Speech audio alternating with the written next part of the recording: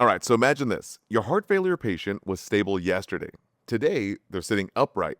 O2 sat is 88%. The respiratory rate is 32, and they're terrified.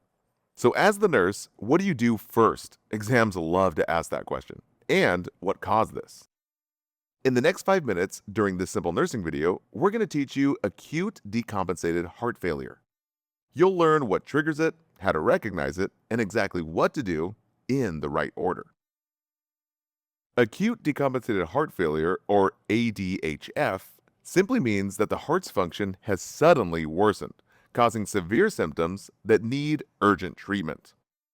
Remember, on the NCLEX and your nursing exams, the most deadly conditions are often the most tested conditions. This is actually the most common reason heart failure patients are hospitalized. And remember, students, this is not just a new diagnosis. This happens when patients with existing heart failure are tipping over the edge. Something triggered it. Now, the real question is what triggered it exactly? Well, we're going to break it down using the mnemonic failure to remember the most common triggers of acute decompensation. So F is for forgot medications. This is the number one trigger. The patient just stopped taking their diuretics or ACE inhibitors. Make sure you always assess your patient's adherence to their medication schedule. A is for arrhythmia, those funky heart rhythms. For example, atrial fibrillation, which is often a major culprit. Loss of atrial kick reduces cardiac output significantly. I is for ischemia or myocardial infarction, fancy words for a heart attack. Now, a new heart attack or ischemic event can weaken the myocardium suddenly, fancy words for the heart muscle, and this can be a major trigger. Now, L is for lifestyle. We're talking a high sodium diet. Remember, sodium swells the body with fluid. Speaking of fluid, excessive fluid intake will overwhelm a compensated patient. Now, U is for uncontrolled hypertension. A sudden blood pressure spike increases afterload, and then the heart can't keep up. R is for renal failure. Renal failure leads to impaired fluid excretion, basically meaning the fluid can't get out of the body and into the body, which then leads to rapid volume overload. And finally, E is for embolism or infection. So a pulmonary embolism, basically a blood clot in the lungs, or sepsis or even pneumonia all increase cardiac demand or impaired oxygenation. And here's an NCLEX tip here.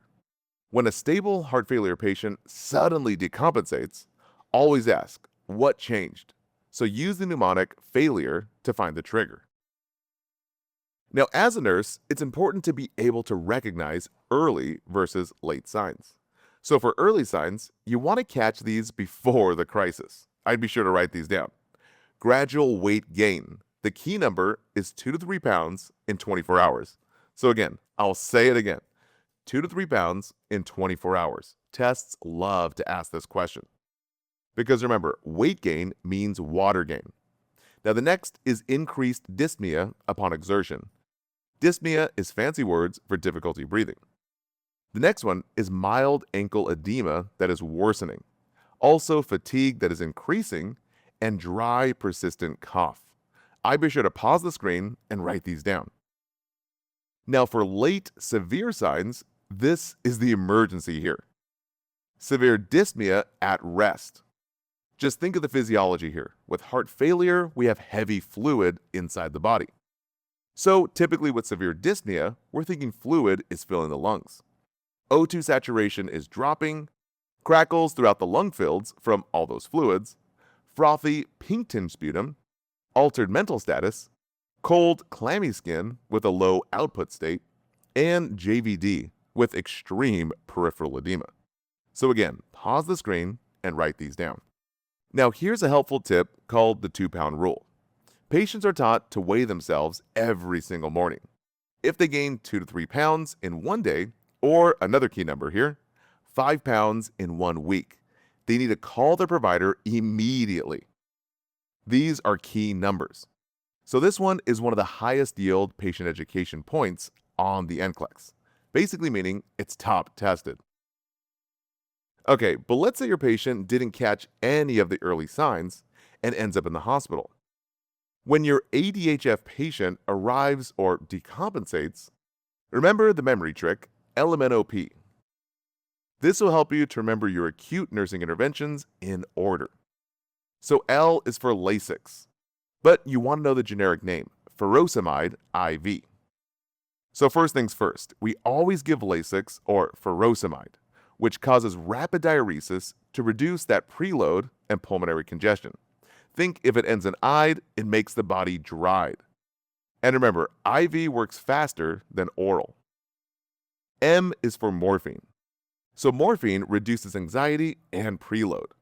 But students, please remember, this one is now used cautiously because morphine is an opioid, which basically drops the vital signs. Some guidelines are moving away from it due to the adverse outcomes, so follow your facility policy. Now N is for nitrites, that nitroglycerin. So after morphine is nitrites. Think nitroglycerin is a vasodilator. The vasodilation reduces preload and afterload. We typically give it sublingual or IV, so it's faster acting. Now O is for oxygen. The target O2 saturation is anything greater than 94%. We always give high-flow O2, a CPAP, or even a BiPAP for severe respiratory distress. P is for position. The one to know is high Fowler's position, sitting upright at a 90-degree angle. Remember, gravity pulls fluid away from the lungs, reducing venous return.